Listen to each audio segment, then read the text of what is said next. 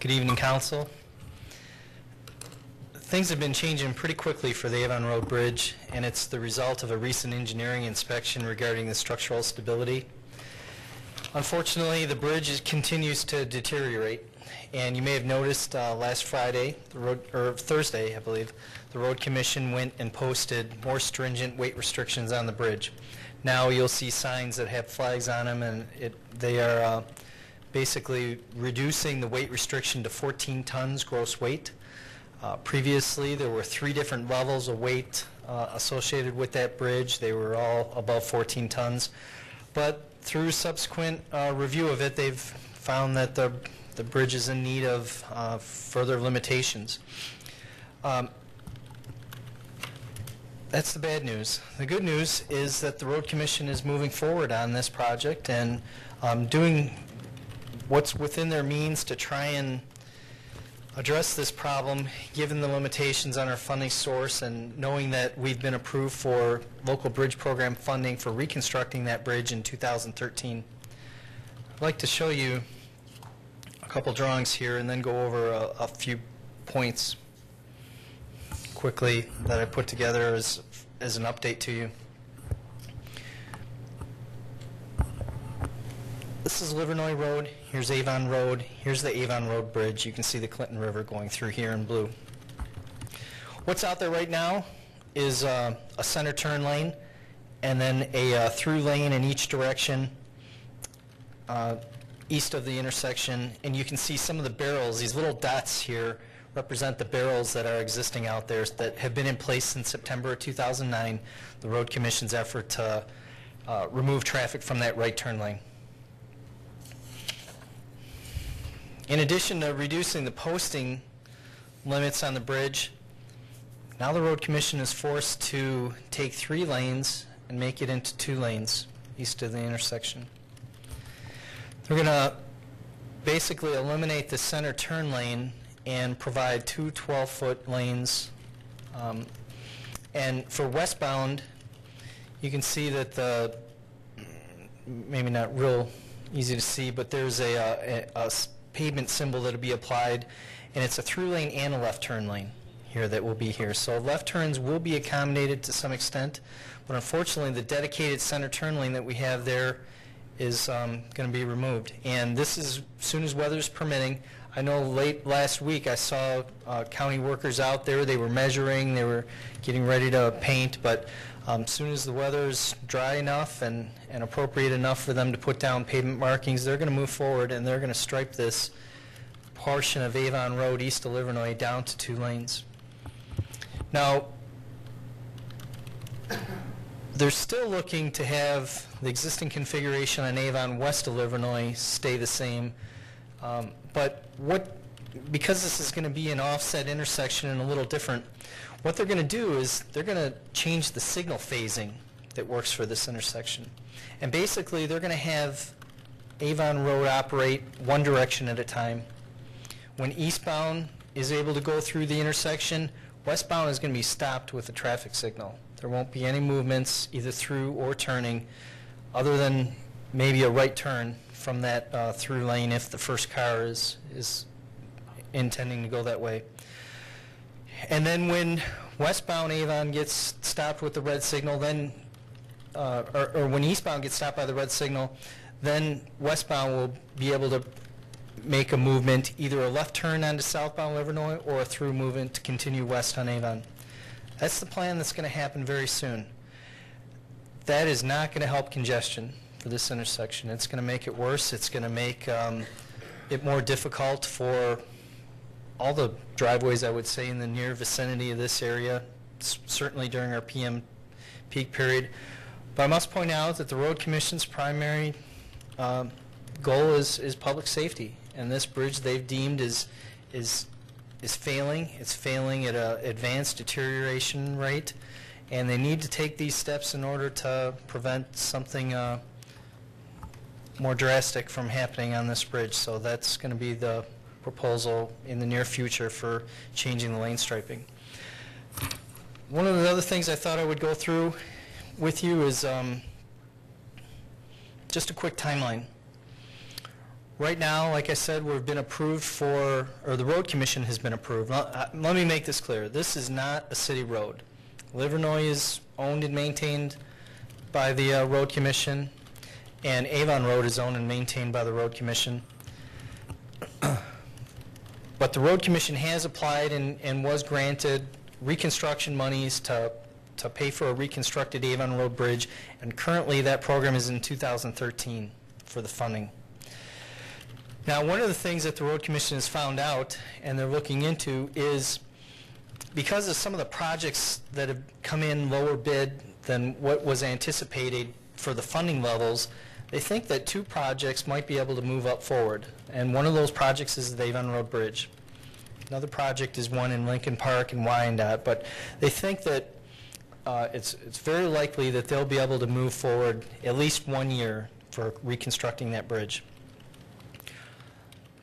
In order to do that, we need to commence engineering design. I'm probably going to be coming back to council very shortly with an interlocal agreement to get approval for working on that design, but the preliminary estimate from the road commission has been approximately $250,000 is going to be needed to do the engineering design. And the plan is to do the design in 2011 with the intent to reconstruct this in the spring, April or May of 2012. They've asked that it be a 50-50 split, and council will be asked to consider whether that's acceptable. And then lastly, there's already been a meeting scheduled for this. It's this Friday. It's a scoping meeting at the road commission offices, and they've already selected a design consultant. So the road commission is moving forward on this, and it's going to be this project is going to be moved as quickly as they can. Unfortunately, with going through a project that gets funding through the state has a process that must be followed, certain types of submissions and reviews that will be done on the design plans. To try and bump this into 2011 construction, I don't think is reasonable. It's just not going to happen. It's if it did happen, it would be a bid very late in the season. It probably would be around November or December when a contractor could be on board. And just our experience from the Tinkin Road Bridge project, we saw how late season construction can just make the project much more costly and difficult. Probably the best we can hope for is design it, get it all approved and ready to go for spring of 2012 construction. And one final thing to mention is we are intending to, during the meeting on Friday, address things like pathway construction. Our master thoroughfare plan identified the Avon Road corridor as a high priority. So we're going to make sure that we pay particular attention to this bridge so that we'll be consistent with our not only our pathway plan, but also our master thoroughfare plan for the future corridor improvement. I'll take any questions. Sure. First, we have Mr. Weber's going to rein here in just a minute. But first of all, is there any, I guess looking at that, the westbound Avon Road, we have to prohibit left turn lanes onto southbound Livernois because I just see total gridlock occurring if we allow southbound movements. Because it's all going to take is 1 or 2 cars trying to make a left-hand turn, and then that whole lane will be jammed up. Well, that is an option for westbound to just make all the movements through movements. Right. But I would say that when the westbound traffic is moving, the eastbound is going to be stopped at the signal. So whether they turn left or make the through movement, I don't know if it'll add that much more delay. Now, there's, I guess, several different scenarios the road commission could do. If you want to restrict left turns from eastbound Avon also, then you could get it maybe to address the congestion concern and make it so that the would be reduced by just only permitting through movements. But we have significant demands for left turns, whether it's eastbound going north on Livernois or westbound going south. But even if they're protected left-hand turns, all it takes is a couple of people that want to go straight that aren't making a left-hand turn, and then you're still jammed up. You're still not going to go anywhere. Well, there'll be just 1 car at a time. that go through the intersection. So whether you choose to turn left or proceed through it. Right, but you follow what I'm saying. If say you had a protected left-hand turn and the two people that are waiting in line in queue don't want to make a left-hand turn, well then that nothing happens for that cycle of the light allowing a left-hand turn. And the converse would happen, say you have people who want to make left-hand turn, but the signal's to go straight, and I just see total gridlock there. I think we have to work with the road commission and just prohibit left-hand turns, because it's just going to go nowhere in that whole intersection. Well, I'll discuss it Friday with them, but I think what the road commission has proposed is what they feel is based on the demands of the intersection right now, probably the recommended way to handle that intersection during this problem period. Okay, Mr. Weber. Yeah, thank you very much for the presentation, and certainly this is not a new issue for City Council. We've talked about this now for a few years, and you did bring up the advanced construction. We've asked that before about doing advanced construction. I think part of what the concern was making sure that the road commission, or maybe the road commission's concern was making sure that they would have the money available through the state, which we're hearing now, it was scheduled for 2013. It may move up into 2012. I guess, from my perspective, sitting here February 7th, I don't have the engineering background that you have, but I would be hopeful that we could try to expedite this to maybe try to get it done this year, with the thought that we'd get reimbursed by the state or the road commission, however that works going forward. I think it's that critical. I mean, we've been talking about it for a couple of years now. I think everybody on the council is very appreciative of the work the administration has done working with our state legislators to get this project, queued up. And now I think we're real close to that finish line. How can we get it over the top for 2011, potentially? I mean, is there any scenario that you envision where that could happen? I don't think it's likely. What I can show you is MDOT's project planning guide, and basically this gives you an idea of when projects move forward, the various stages of MDOT's review process that are needed in order to bid a project, which they refer to as the letting date, and then by the time they get to the actual award by their board, and then getting a contractor constructing. And you can see, this first one is type, size, and line, or pre-GI meeting. And you need to have a conceptual set of plans for that. It doesn't need to be real detailed, but at least a initial preliminary set of plans. With this date here of March 11th, about a month from now, that would have where we would go out to bids in September of 2011, and then by the time they were able to award the project and get everything on board with the contractor, it's October. This schedule is fairly rigid. This is fairly typical of their process, and bridge projects, they do need to go with this. So this is kind of what I'm looking at. I think when I say it's not likely or it's probably reasonable that we won't be in 2011, it's because I'm referencing this and also to what the road commission has said. And we want to make sure we give the appropriate time to design this project, plus go through the proper process. And to start a bridge that late in the year, although it would buy us several months, opening it sooner, and I can appreciate that, I think it would ultimately cost more and maybe be a tougher project to handle. Okay, that's fair enough. Is there any further concerns from the road commission that the bridge between now and when May of 2012 that the bridge would have to be completely closed? Yes, that's possible.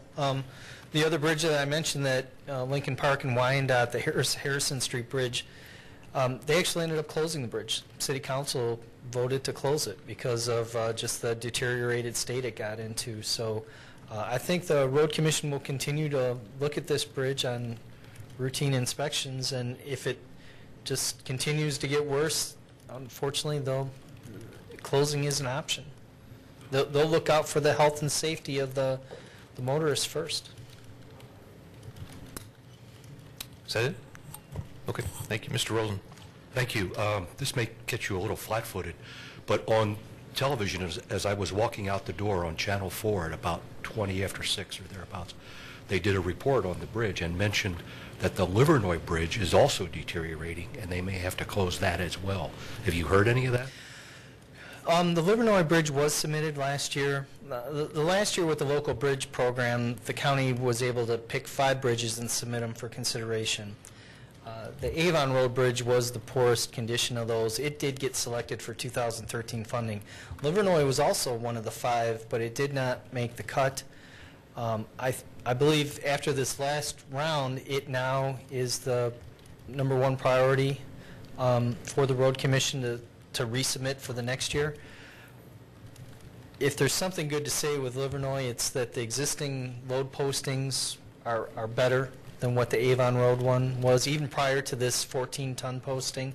If you look at what the limits are that are posted on Livernois now, they were higher than the 17, 25, 28 that was on Avon. It is the same type of construction. It was built around the same time. It's exhibiting the same type of failure. It's just not as advanced as what Avon is. Well, maybe I wasn't clear. The reporter talked about talking with the Road Commission and being concerned about having to close both bridges before they can be repaired. Fairly soon is the way. It sounded to me like fairly soon, and I was watching it and thinking, uh-oh, because that's a big deal. But the last you've heard, it isn't that bad. I hope that doesn't happen. But they'll have to have their consultant continue doing inspections, and hopefully it doesn't get to that, because it'll be terrible. Yeah, well, it's worth a few phone calls, I suspect. Thank you. I wanted to get that clarified. Thank you, Mayor Burnett. Yes, thank you. And just to remind council and those folks watching, we've had a full court press on this thing for the past year and a half, and was in Washington D.C. last month, several weeks ago, and talked about it. It was the leading topic in my meeting with Congressman Peters. He'd been working with our 2 senators, Levin and Stabenow, and there is money that's allocated for it. In monies that were not used in an Updike project. However, all those reallocations are wrapped up in the House omnibus bill. And if you followed national news, what the Congress has done is passed CRs, continuing resolutions, basically to keep the doors running, not increasing funding or doing any funding level changes. Twice, 2-3-month intervals the last 2 times. So if they ever were to actually vote on the omnibus bill, there is some hope that there would be some funding there. But now, not only are you waiting for all the other things that we've talked about, now you're waiting on Congress, which is not necessarily the queue that you want to be in.